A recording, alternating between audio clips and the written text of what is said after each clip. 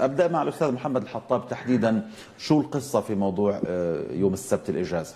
بسم الله الرحمن الرحيم. شكرا لكم في فضائية فلسطين اليوم على الاهتمام في هذا الموضوع. إجازة يوم السبت كافة مدارس فلسطين ما عدا قطاع غزة تعمل كافة المدارس بنظام يومين إجازة.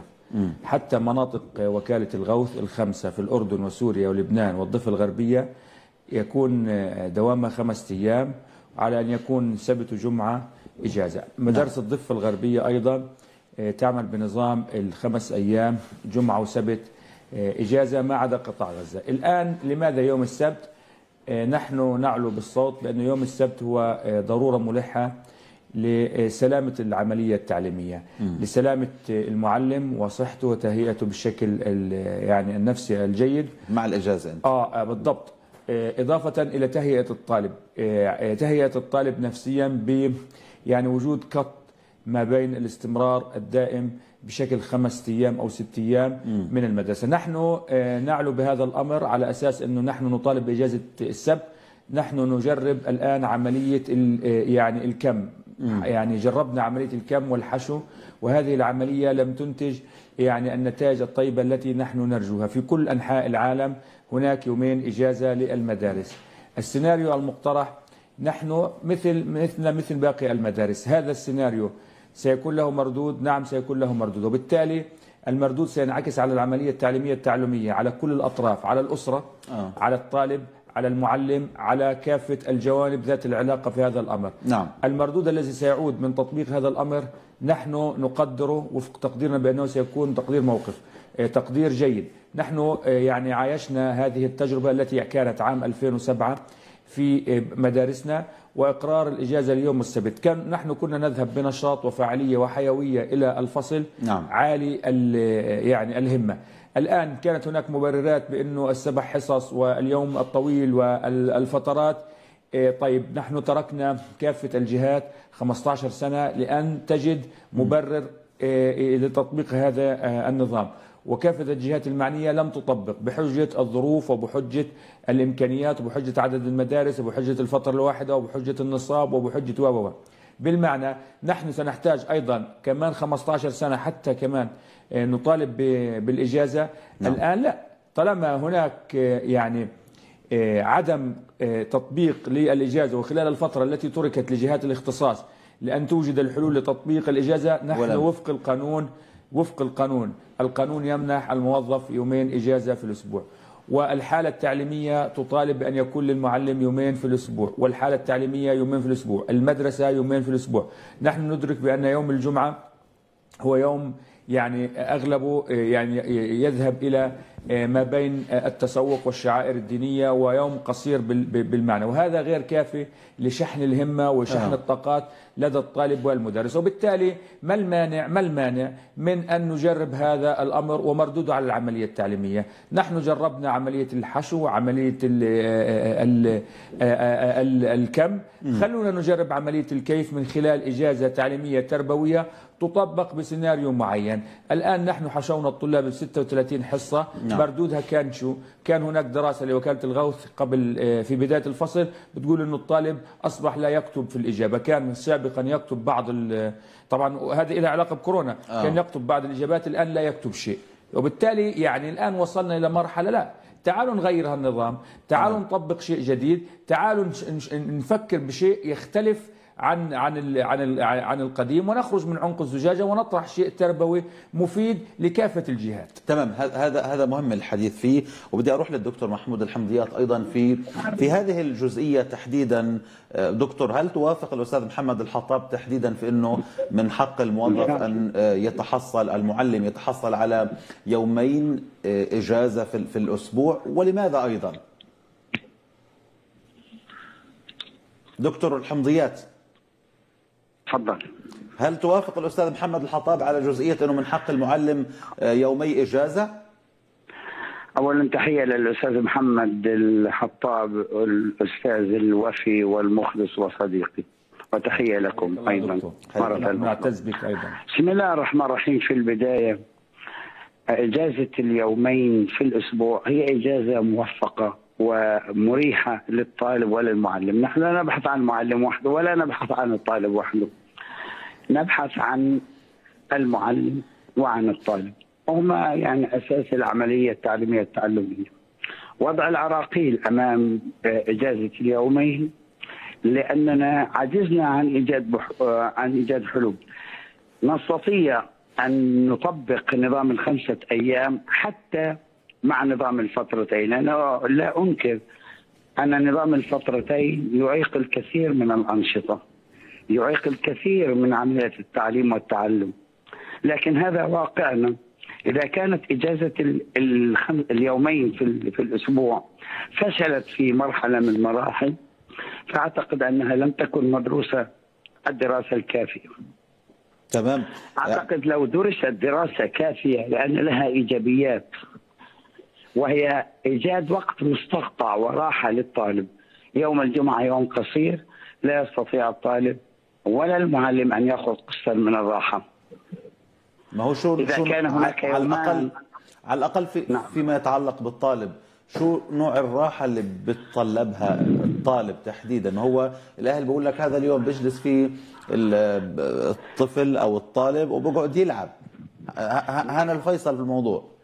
لا يلعب، هو من منع الطالب ان يلعب؟ من منع هذا تفكير عند الاهالي، هذا تفكير عند الاهالي. لا والاهالي اصلا يعني البعض منهم اخطا انه يرسل ابنه للمدرسه لقضاء هذا اليوم وابعاده عن الانشطه خارج اسوار البيت او داخل اسوار البيت. لا مش كل اولياء الامور.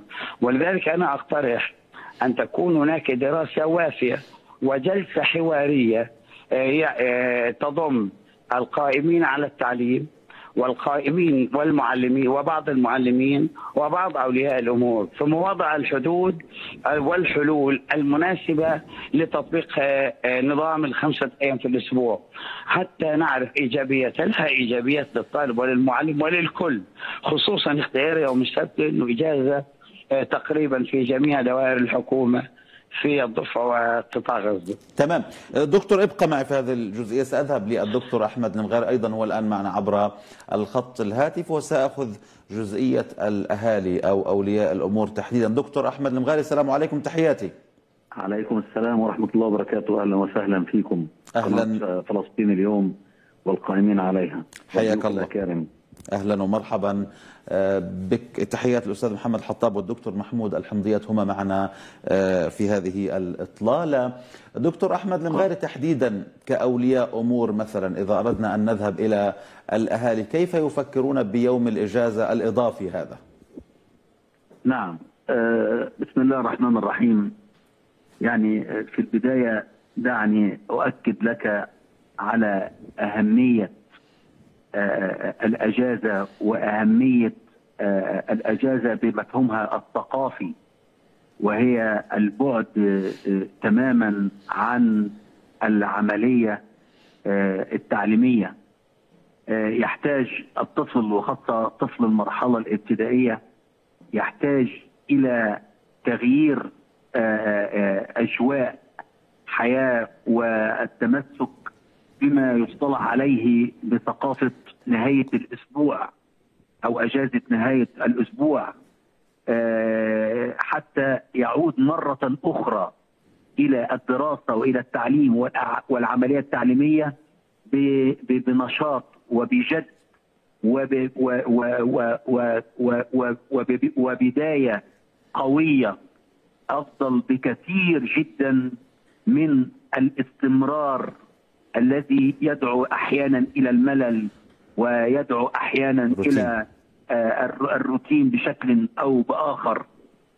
وفي هذا الصدد ومن خلال العامين السابقين نحن خضنا جميعا أولياء أمور ومؤسسة وطلبة ومدرسين ما يصطلح عليه بالتعليم عن بعد، وقدمت الجهود الكبيرة جدا التي للأسف وبكل أسف ضاعت الآن ولم نستفيد بها. وإن مررنا بهذه التجربة لا قدر الله في مرحلة لاحقة نتحدث عن أسباب هذه التجربة الصحية، سنعود للأسف تقريبا نبدأ من النقطة صفر. فلماذا لا نستثمر الجهود ونستثمر الخبرات التي تمت في عمليات التعليم عن بعد ونستخدمها في الاعتماد على 5 أيام فقط لا غير.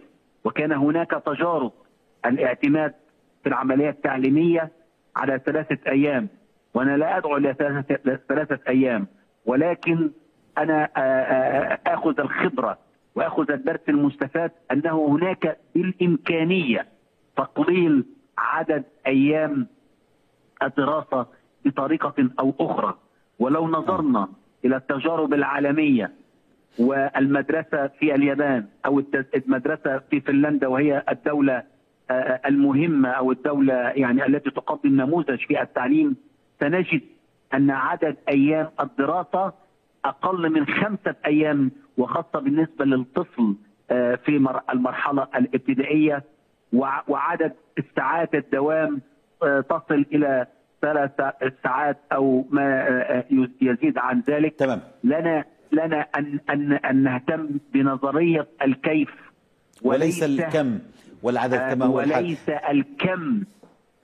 فننظر إلى بعض المدارس في بعض الدول العربية ومنها الدول الخليجية، ستجد أن الدوام 4 أيام فقط لا غير.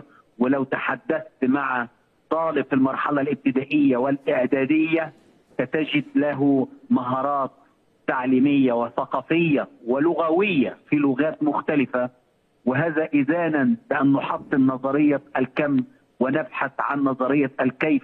وهذا أيضا له علاقة في طرق التدريس، وله علاقة في ثقافة البيت والأسرة وأولياء الأمور. وهذا ربما على المستوى البعيد إذا أردنا أن نتحدث أنه في دول أخرى، وأنت ذكرت دكتور دول الخليج هم يتمتعون بكثير من الأدوات الداعمة والمساندة من حيث التكنولوجيا أيضا، وحتى البيئة التعليمية التي تختلف تماما عن بيئتنا التعليمية نحن في فلسطين. ولكن أريد أن أذهب مع الأستاذ محمد الحطاب لجزئية متعلقة بأنه طالما معمول في الأمر في مناطق أخرى في الوطن، في المحافظات الشمالية مثلا، وتحديدا أيضا في ذات وكالة الغوث، وأيضا في مدارس الحكومة، لماذا قطعت منطقة قطاع غزة خارج هذه الحسبة؟ أنا شاهدت المرحلة والمفاوضات التي كانت لإلغاء يوم السبت.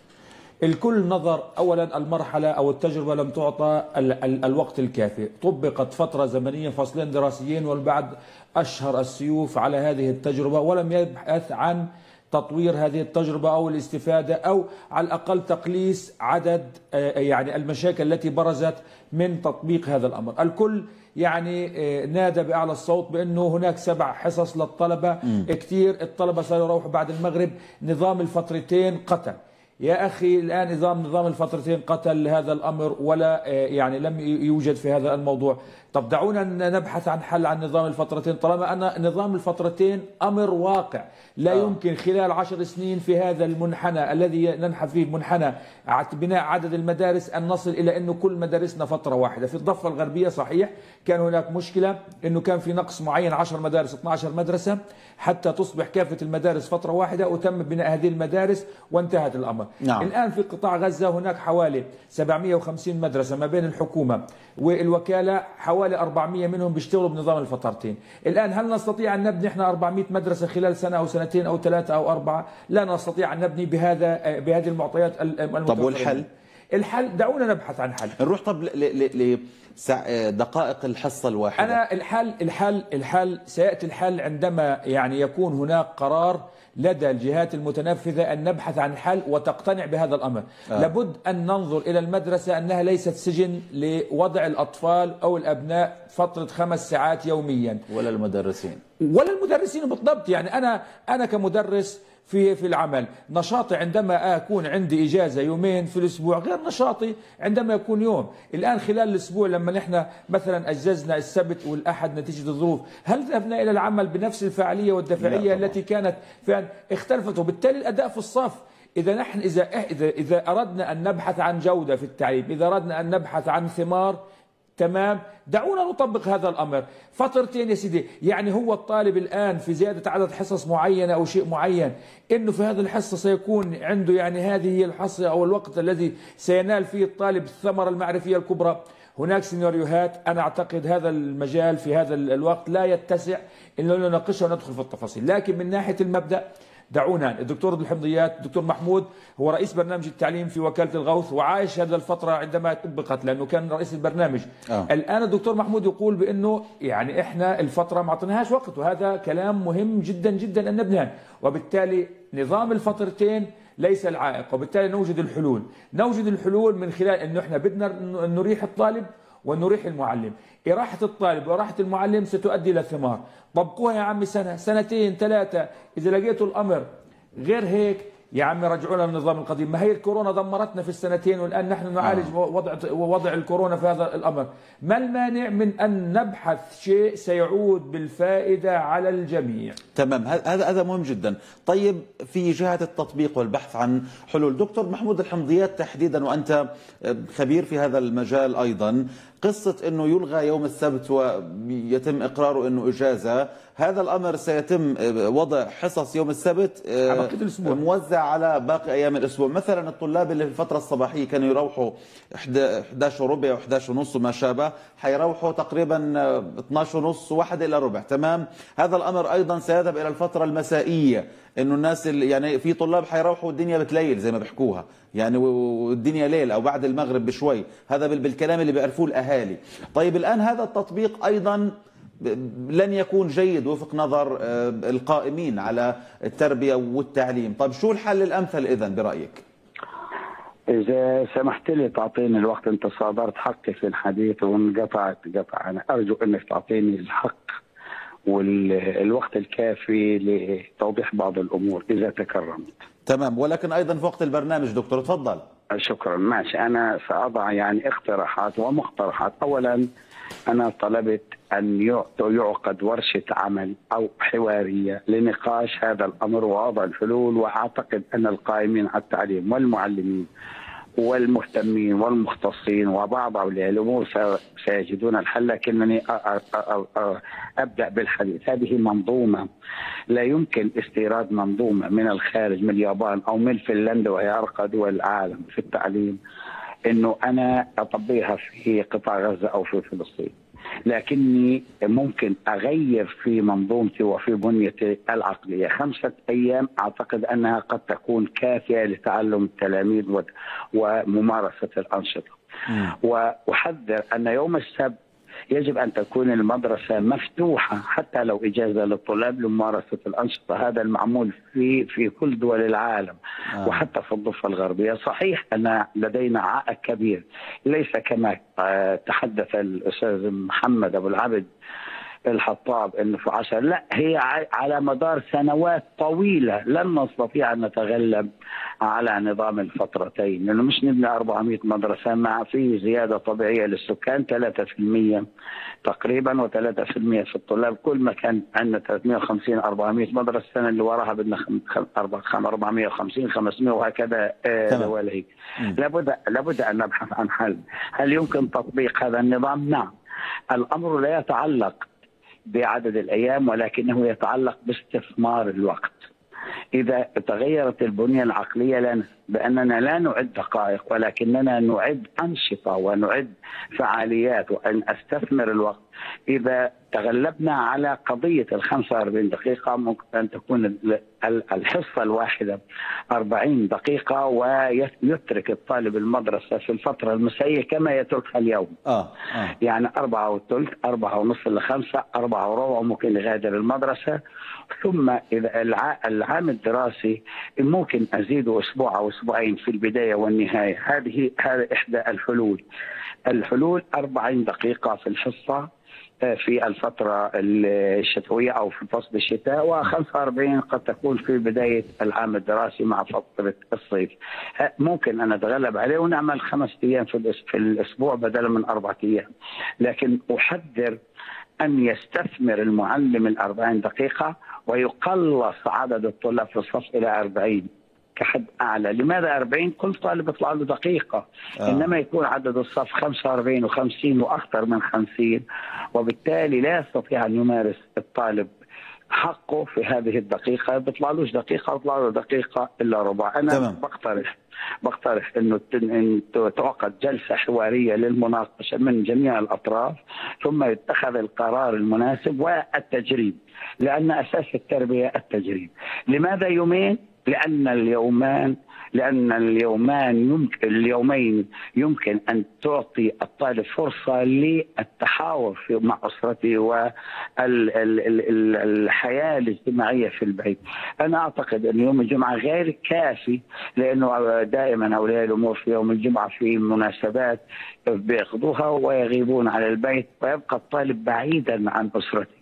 يوم السبت أو يوم الجمعة معا ممكن أن يجلس الطالب، إنه الطالب بتريح، طبعا بتريح، بيمارس أنشطته، ممكن يروح على المدرسة، بوابة المدرسة مفتوحة، ملاعبها ومكتبتها وساحاتها ومرافقها مفتوحة بالتناوب. هذا اليوم يمكن ما بروح الطالب على مدرسته يوم السبت وهو مش مجبر انه يروح، لانه بده يمارس بعض الانشطة. 40 دقيقة في الفترة الشتوية ممكن ان تكون كافية. يعني بروح الطالب الساعة 12 وربع تبدا الحصه، و12 تبدا الحصه الاولى. بتنتهي بنت اليوم الدراسي 4 وربع 4 وثلث. تمام. وحذاري من انه بس نعد دقائق. انا مع اللي حكى الدكتور انه نحن نستثمر الوقت كل الوقت. نعم دكتور احمد المغاري. ليس عدد ساعات. 2 ممكن ان نجرب هذا في محافظه من المحافظات الجنوبيه. هذا اقتراح في المدارس اللي فيها فترة مسائية، ثم نعمم التجربة إذا نجحت. أثناء تجريبنا يا أخي الكريم لهذا المقترح ممكن أن نتعرف إلى نقاط الضعف والقوة. نقاط الضعف نجد لها حلولا. جميل. إنما اتخاذ القرار بشكل سريع ومتسرع إنه الغوا يوم السبت خليه يوم إجازة على طول بدون ستفشل الفكرة اللازمة، بعتقد إنه غير مناسب. أو إنه خلوا يوم السبت، لأنه إحنا ظروفنا ستبقى إلى أن ينهي الأستاذ محمد الحطاب خدمته في التعليم وحتى اللي أصغر منه. تمام. وإحنا اقتربنا من إنهاء الحلقة دكتور، اقتربنا من انهاء الحلقة، لكن سأذهب للدكتور أحمد المغاري في أقل من دقيقة لو سمحت. هل ترى دكتور أحمد المغاري أنه هناك رغبة من قبل المسؤولين بأنه يتجاوبوا مع هذا الأمر، ولكن هناك خشية منهم من أن تفشل هذه الفكرة ويعودوا إلى المربع الأول في دقيقة؟ نعم، الرغبة واضحة لدى جميع عناصر العملية التعليمية، ولكن دائما الجديد والشيء الذي يدعو إلى التطوير لا يجد تبني من كافة فئات المجتمع، وهذا له علاقة بقدرات المجتمع الثقافية على تبني الأفكار المستحدثة. نؤكد مرارا وتكرارا أن نحن لا نفكر في شيء ابداعات أو ابتكارات نختلف فيها عن العالم كله يفكر بهذه الطريقة. نعم. ونؤكد أن التجارب في فنلندا واليابان والتجارب التعليمية المميزة لا تتعلق فقط بإمكانات تكنولوجية، وإنما تتعلق بإمكانات تتعلق في الطرق والأساليب وأيضا الثقافة، طريقة التفكير على سبيل المثال وليس الحصر. فهناك أمور تدور في الصف في المدرسة اليابانية لا يتعلق بالتكنولوجيا فقط، فيتم تعليم الطلبة إعطاء إشارات معينة عن إذا كان لديهم استفسارات، إذا كان لديهم مداخلات، إذا كانوا يرغبون في إعادة الشرح. وجدوا أن هذه الإشارات توفر ما بين 5 إلى 10 دقائق في الحصة الواحدة. نحن يا صديقي لا نتحدث عن تكنولوجيا في هذا الأمر، ولو حسبت هذه 10 دقائق على مدار العام الدراسي أعتقد يمكن أن تكون أيام. هذا مثال جميل. وليس للحصر. جميل. وهذا هو الكيف في التعامل والنوع وليس الكم كما هو الحال. في أقل من 5 ثواني أستاذ محمد الحطاب، لماذا لا يذهبون إلى هذا الأمر والتجربة سيرت؟ أنا أنهي برنامجي بما تحدث به الدكتور محمود الحمضيات. دعونا نناقش بالعصف الذهني هذه القضية وأن نوجد الحلول، ودعونا نناقش هذه القضية من أجل أن نوجد الحلول، لا من أجل أن نناقش هل نحن مع السبت أم ضد السبت.